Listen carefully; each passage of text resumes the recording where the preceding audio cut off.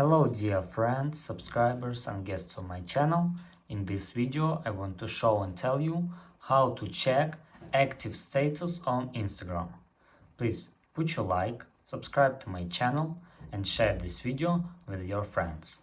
And let's get started. So, first we need to go to Instagram. After that, go to our account and click on these three lines in the upper right corner. After that, scroll down and click Messages and Story Replies. And here you can click Show Activity Status. And if you want your subscribers see when you are online, you must turn on this setting. And that's all.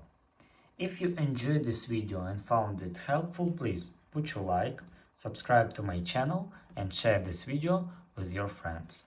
Bye bye everyone, see you later.